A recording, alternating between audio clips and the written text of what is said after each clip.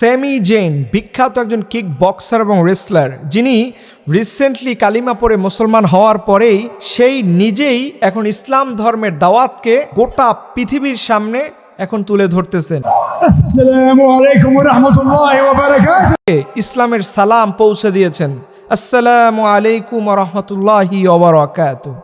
আমি অবাক হলাম যে একজন মানুষ নিজে মাত্র 1-1.5 বছর আগে মুসলমান হলো, এরপরে সেই মানুষটাই ইসলামের সালাম গোটা পৃথিবীর সামনে পৌঁছে দিয়েছে।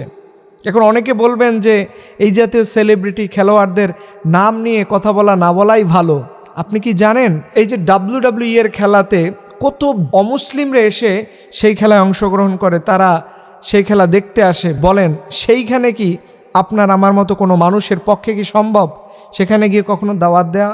ওই দেশে পারমিশন নেওয়াই তো আমাদের জীবনে অনেকের স্বপ্নের মতো। চাইলেই কি আপনি আমেরিকাতে যেতে পারবেন ইসলামের দাওয়াত দেওয়ার জন্য?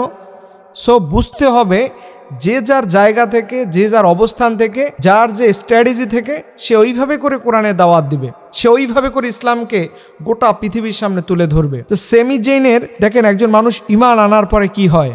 ওনাকে আরেকটা ভিডিওতে দেখলাম যে ওনার গায়ের মধ্যে কোনো ট্যাটু খুঁজে পাওয়া যায় না।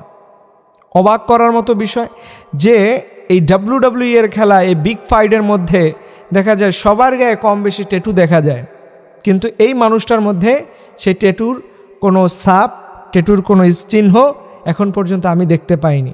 এটা সত্যি বলতে আমাকে অবাক করেছে যে একজন মানুষ ইসলাম ধর্ম গ্রহণ করার পরে সে তার নিজের এরিয়ার মধ্যে, নিজের প্ল্যাটফর্মের মধ্যেও যে দাওয়াতি কাজ করতে পারে, ইসলামকে পৌঁছে দিতে পারে, এটাই হচ্ছে চমৎকার। এটাই হচ্ছে মূলত দাওয়াতের বিষয়, যে আপনি আপনার সামনে যারা থাকবে, আপনার কাছাকাছি যারা থাকবে, এদেরকে আপনি ইসলামের দাওয়াত পৌঁছে দিবেন।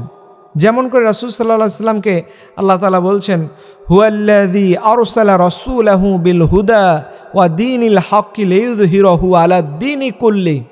এই যে দিনের উপর আল্লাহ রাসূলকে প্রতিষ্ঠিত করা হয়েছে, ঠিক রাসূল সাল্লাল্লাহু আলাইহি সাল্লামের ইন্তেকালের পরে আমরা সেই দিনের দাওয়াত নিয়ে গোটা পৃথিবীর সামনে পৌঁছে যাওয়া হচ্ছে আমাদের দায়িত্ব।